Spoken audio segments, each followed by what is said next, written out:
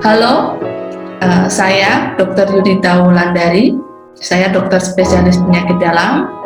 Pada video kali ini saya akan menjawab seputar pertanyaan mengenai vaksin COVID-19 dan juga sedikitnya seputar penyakit COVID-19. Vaksinasi COVID-19 tidak mencegah 100% kita tidak terinfeksi COVID-19 ya. Tapi vaksin sudah terbukti kalau kita terkena COVID tidak menjadi sakit COVID yang berat, tapi tidak 100% mencegah tertularnya COVID. Jadi seorang yang sudah mendapatkan vaksin pun dia bisa terkena COVID dan bisa menularkan juga. Jadi tidak ada jaminan 100% setelah divaksin tidak tertular oleh COVID-19. Oke, seorang yang sudah divaksin COVID-19 tidak akan menularkan COVID-nya. Karena kandungan dari vaksin itu meskipun berisi virus atau bagian dari virus itu sudah direkayasa atau sudah dibuat sedemikian rupa sehingga sudah dimatikan ya, jadi tidak akan membuat penerima vaksin itu menjadi sakit COVID. Jadi karena kita tidak menjadi sakit COVID otomatis tidak akan menularkan. Beda cerita ya, kalau setelah terkena vaksin kita terkena virus COVID-nya dan kita menjadi sakit, itu bisa menularkan. Tapi kalau karena vaksinnya itu tidak akan menularkan karena penerima vaksin tidak akan menjadi sakit COVID, jadi tidak akan menularkan. Oke, apakah vaksin ini yang ada sekarang ya? Apakah masih efektif untuk melindungi dari virus yang bermutasi? Untuk sampai saat ini vaksin-vaksin yang ada diklaim masih bisa mengatasi virus-virus yang bermutasi. Tapi tentu saja kita juga harus mengingat kalau ini dibiarkan terus-menerus, penularan masih terjadi, mutasi masih terus berlangsung. Pada satu titik suatu hari nanti bisa jadi antibodi yang ditimbulkan oleh vaksin ini tidak mengenali lagi virusnya karena sudah bermutasi sedemikian rupa. Ada kemungkinan sampai seperti itu. Jadi karena itu kita harus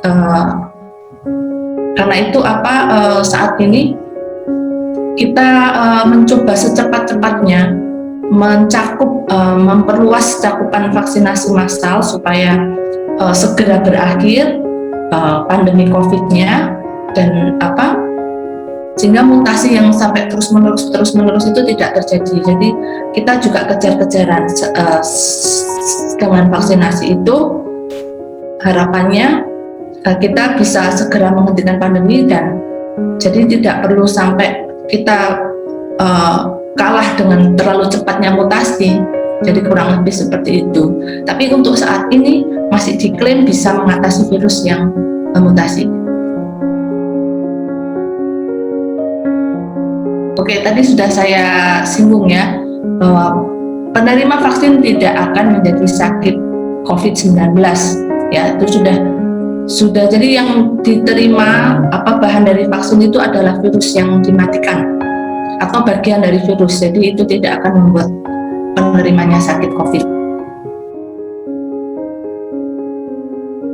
Kalau seseorang pernah terinfeksi COVID, apakah perlu? Ya masih perlu. Jadi seorang yang sudah terkena COVID, kita sebutnya penyintas COVID-19, itu masih perlu diberi vaksin karena memang antibodi yang terbentuk setelah sakit, karena memang dari penelitian itu tidak bertahan selamanya ya ternyata, jadi ada waktunya. Jadi dan itu bervariasi, dari penelitian pun masih berjalan, ada yang 3 bulan, 6 bulan, sampai 8 bulan setelah terinfeksi masih punya antibodinya. Tapi rata-rata setelah 3 bulan itu menurun. Oleh karena itu dari PAPDI ya, dari Perhimpunan Penyakit Dalam merekomendasikan untuk penyintas COVID bisa divaksin setelah 3 bulan sembuh. Jadi masih bisa divaksin. Kalau sudah terkena COVID, apakah bisa positif lagi? Ya masih bisa, otomatis masih bisa tertular lagi. itu namanya reinfeksi ya. Jadi masih sangat mungkin orang sudah sembuh dan terkena lagi itu masih sangat mungkin. Dan kalau sudah swabnya negatif, apakah bisa menularkan? Kalau sudah swab negatif dan dinyatakan sembuh, sudah tidak menularkan, mestinya kan seperti itu. Jadi yang kan ada periode penularannya, jadi ada waktunya. Tapi kalau seorang sudah di swab negatif dan sudah dinyatakan sembuh, maka mestinya sudah tidak menular lagi, sudah tidak menular ya.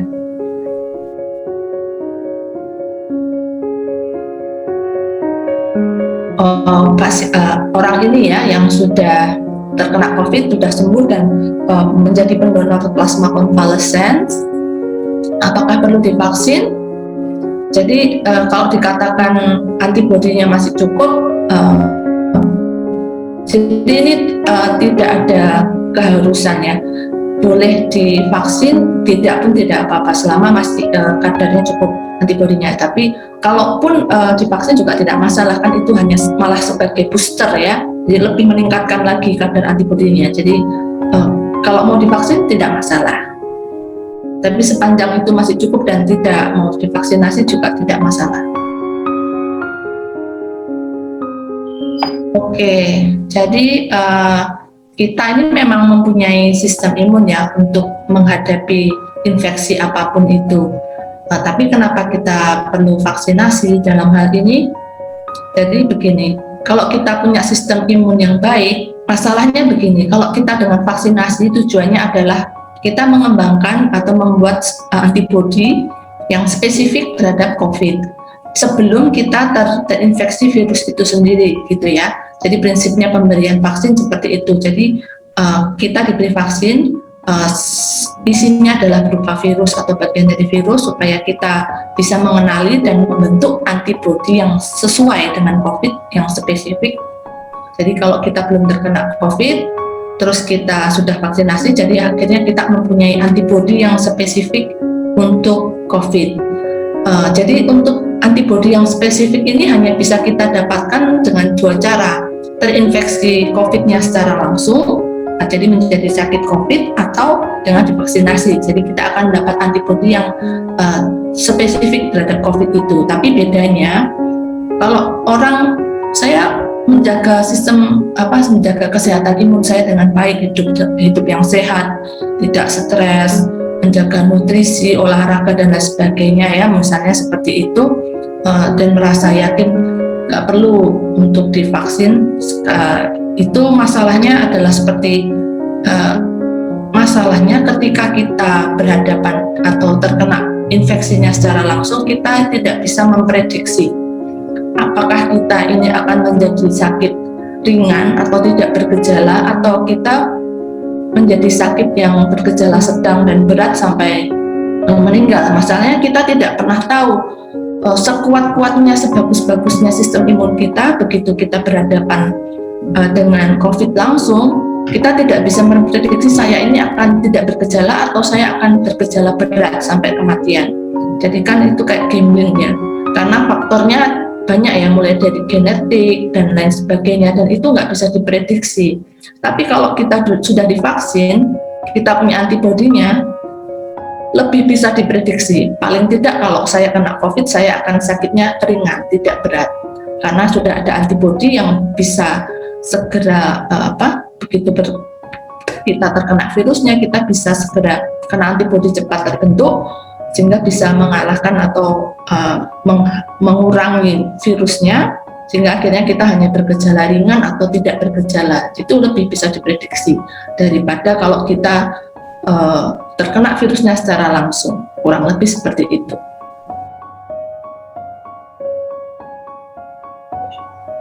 Kalau ada penyakit komorbid, tentu saja bisa divaksinasi dengan catatan penyakit komorbidnya itu stabil ya.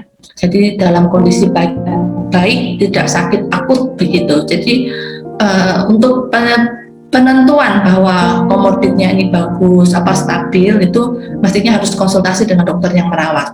Tapi prinsipnya apakah punya komorbid bisa divaksin? Bisa, asalkan kondisinya stabil. Jadi kurang lebih seperti dalam kondisi baik, sehat begitu.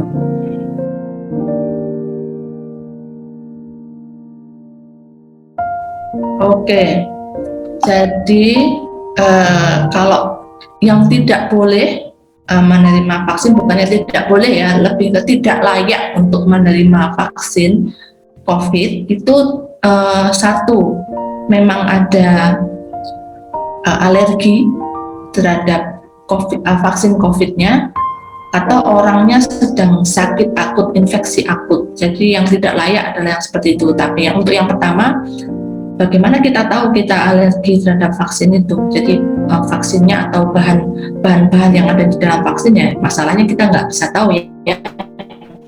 Bisanya tahu setelah kita mendapat vaksin yang pertama, misalkan kemudian terjadi reaksi alergi yang cukup berat, maka kalau ada seperti itu berarti biasanya langsung yang kedua kita tidak bisa dapatkan untuk vaksinnya. Kemudian yang kedua yang tidak layak untuk mendapat vaksin adalah orang-orang yang sedang sakit infeksi akut ya, otomatis. Jadi atau apapun lah, sakit apapun yang sedang sakit akut ya, lebih baik nanti, jadi menunda sampai infeksinya yang ini sembuh dulu, atau kalau punya penyakit komorbid itu sedang sakit akut, metabolik akut atau apapun itu, supaya mereda dulu sampai stabil dulu, baru nanti bisa divaksin. Jadi lebih ditunda. Kemudian tadi kalau sedang batuk pilek swabnya negatif misalnya, ya prinsipnya sama. Jadi yang menerima vaksin lebih baik dalam kondisi yang sehat ya. Kalau sedang batuk pilek itu kan juga berarti ada infeksi akut, lebih baik ditunda untuk pemberian vaksinnya. Kenapa sih? Kenapa bukannya nggak boleh? Hanya pertimbangannya seperti ini. Kalau kita sedang mengalami infeksi akut, kemudian divaksin, jadi padahal kan setelah divaksin itu kan kita membentuk antibodi ya. Jadi sistem imun kita bekerja. Jadi kalau kita sakit juga, jadi kan sistem imun kita seperti terpecah konsentrasinya, gambarannya seperti itu. Jadi akhirnya antibodi yang terbentuk akan tidak optimal nantinya. Jadinya sangat disarankan kondisi tubuh kita itu sedang sehat. Jadi kalau ada sakit batuk pilek misalnya, meskipun swabnya negatif ya, bukan COVID, berarti tetap saja. Jadi harapannya supaya kita bisa membentuk antibodi yang optimal, maka kita harus sehat. Jadi kalau sedang batuk pilek ya disarankan untuk ditunda, jadi sampai batuk pileknya sembuh supaya lebih optimal nanti antibodinya, kurang lebih begitu.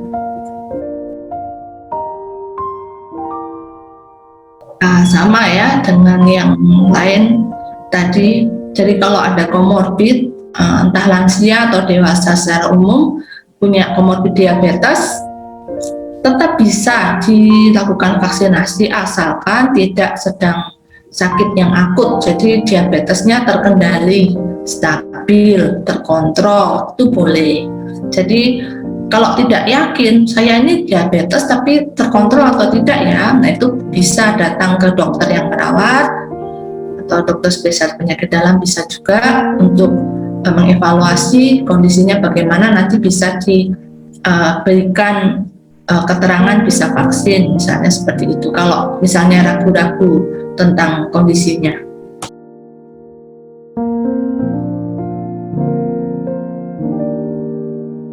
Bahwa untuk yang CoronaVac kan ini yang memang masih dalam uji klinisnya, belum selesai ya, yang di Bandung kemarin diperpanjang sampai bulan apa nanti itu.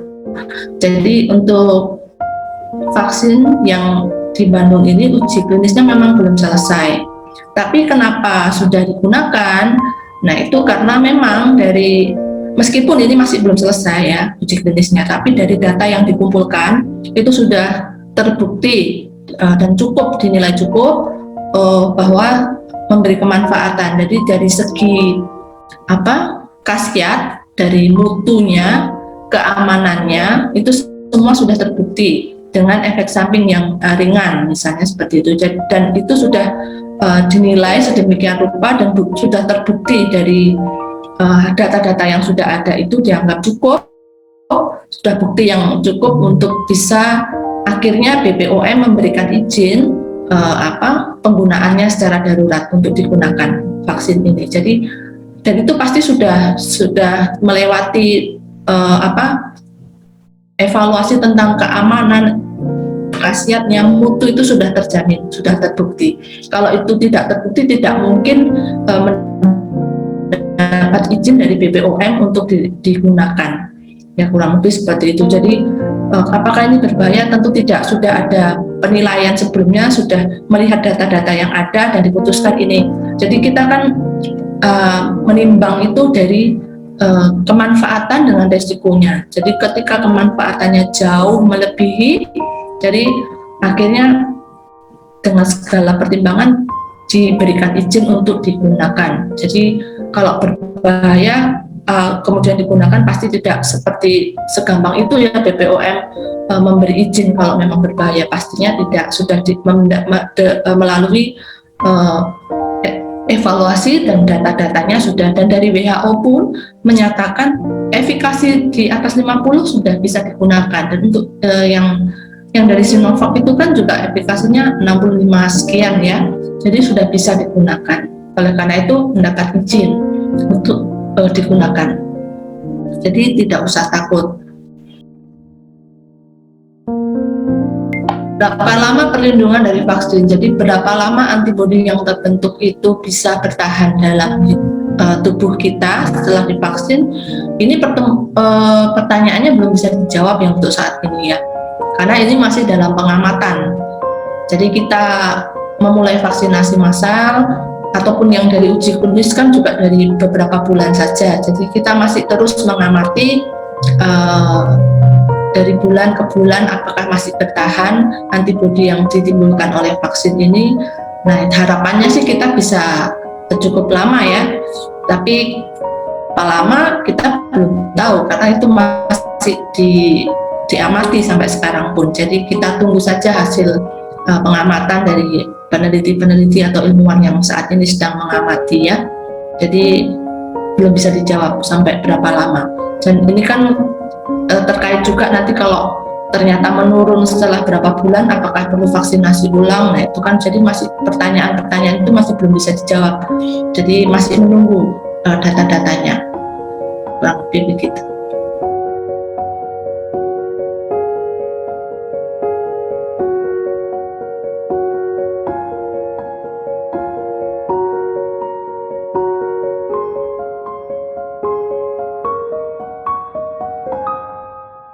Pasien ya sudah sembuh dan mengalami penggumpalan darah. Kalau masalah itu berarti sakit COVID itu bisa menyebabkan penggumpalan darah ya. Terkena COVID itu memang seperti itu. Jadi biasanya yang mengalami penggumpalan darah ini yang sakit COVID-nya gejalanya sedang berat terutama ya. Jadi memang seperti itu. Tapi kalau sudah sembuh, apakah harus cek ulang penggumpalan darah? Tentu saja mestinya tidak.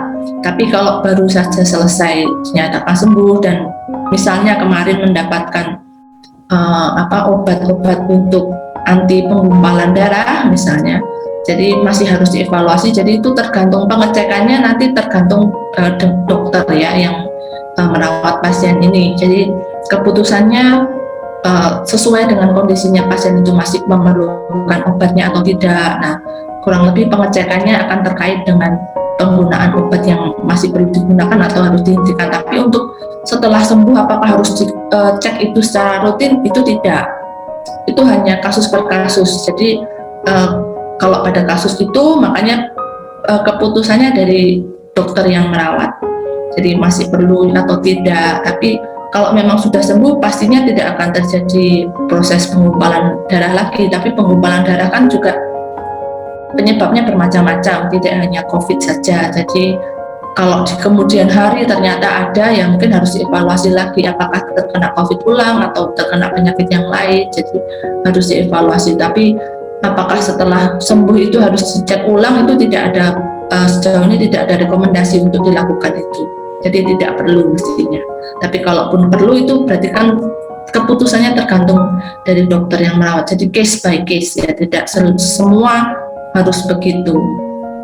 Kemudian tadi juga ada pertanyaan apa efek samping setelah sembuh dari COVID ya.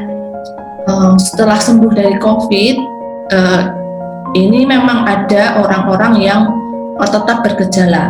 Jadi kan bergejala kan saat sedang sakit ya, tapi ternyata setelah sembuh memang ada cukup banyak juga yang mengalami gejalanya kok masih ada dan cukup lama sampai beberapa bulan, itu yang kita istilahkan sebagai long COVID. Jadi memang gejalanya macam-macam ya, dan biasanya yang mengalami long COVID atau yang masih bergejala setelah sembuh itu memang yang biasanya sakitnya sedang berat ya. Kalau OTG saja atau ringan biasanya tidak mengalami ini, tapi orang yang sakitnya cukup berat ya biasanya gejala sisanya atau gejala setelah sembuhnya ada, dan itu macam-macam. Ada yang mulai dari kelelahan, gangguan pencernaan, kemudian gangguan memori, nggak bisa tidur, nggak bisa konsentrasi, atau anosmianya atau yang gangguan penciumannya itu juga ada yang bertahan selama beberapa bulan. Jadi macam-macam, dan memang ada yang merasakan seperti itu.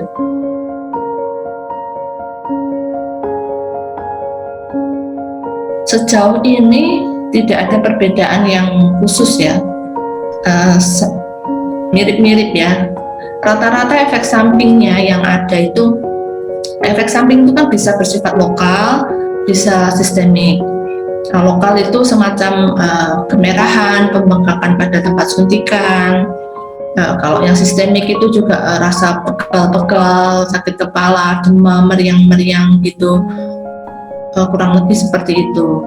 Jadi secara umum entah yang Sinovac, dari Sinovac ataupun AstraZeneca, kalaupun ada efek sampingnya, rata-rata yang muncul seperti itu. Jadi hanya ringan saja. Kalaupun yang sistemik ada demam, meriang juga paling beberapa hari saja, 1, 2, 3 hari, tidak lebih.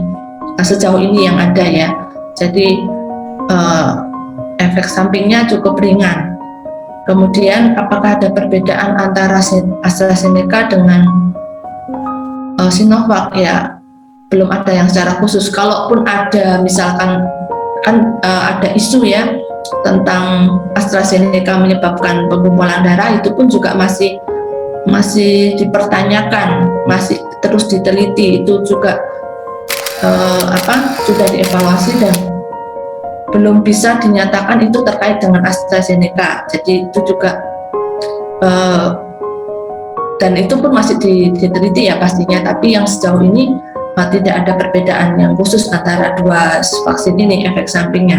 Oke, kalau ada efek samping itu tersebut muncul ya, jadi kalau hanya ringan saja, misalnya hanya nyeri atau bengkak di tempat penyuntikan, ya bisa pakai obat yang sederhana ya, misalnya obat anti nyeri gitu aja sudah cukup. Atau kalau ada demam ya bisa minum obat penurun panas atau anti nyeri juga ya, kurang, atau kalau sakit kepala atau pegal-pegal atau yang lain juga ya, kira-kira memakai obat yang sifatnya simptomatis, hanya mengurangi gejalanya saja sudah cukup. Itu bisa dilakukan. Dan juga kita juga bisa melaporkan kalau ada muncul efek samping itu, kan ada yang pelaporan KIPI ya, atau kejadian ikutan pasca imunisasi kepada petugasnya, itu kita bisa melaporkan efek samping yang kita rasakan itu apa saja, itu bisa dilaporkan. Tapi kalau hanya ringan saja, kita bisa mengatasi dengan yaitu obat-obatan yang sifatnya mengurangi keluhannya, itu aja sudah cukup bisa dilakukan. Sifatnya ringan dan hanya beberapa hari kalaupun ada. Tapi yang jelas kalau yang saya sebutkan tadi tentang kejadian ikutan pasca imunisasi, jadi kita mengamati periode untuk kejadian apapun yang terjadi setelah vaksinasi itu bisa berkaitan dengan vaksin atau tidak. Tapi yang terjadi kejadian yang medis yang tidak mengenakan dalam jangka 1 bulan. Jadi kita mengamatinya kejadian KIPI itu dalam 1 bulan setelah diimunisasi atau divaksin.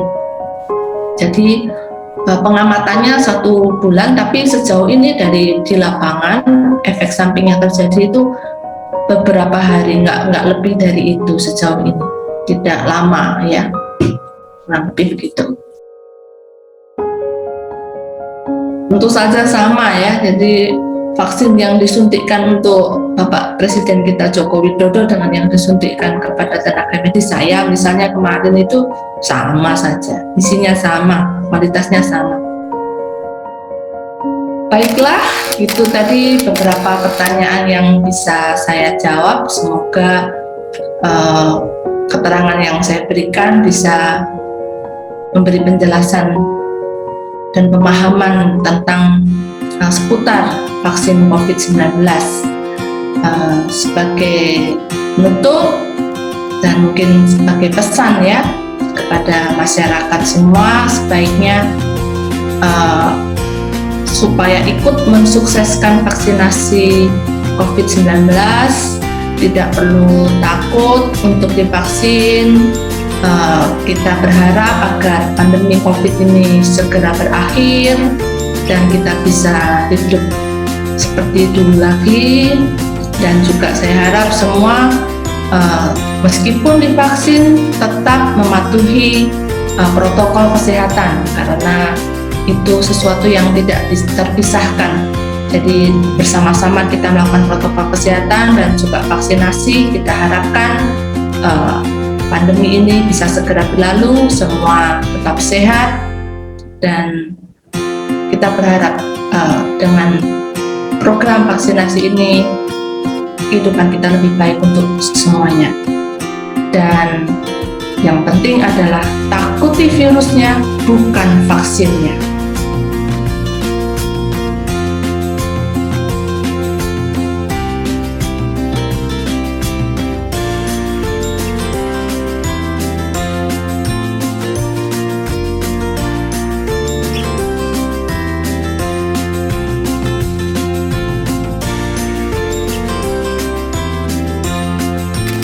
Terima kasih kepada Dr. Yudhita untuk informasi yang sangat bermanfaat bagi kita semua. Semoga informasi yang diberikan dapat membantu masyarakat agar lebih siap dalam menghadapi pandemi ini. Ingat, takuti virusnya, bukan vaksinnya ya.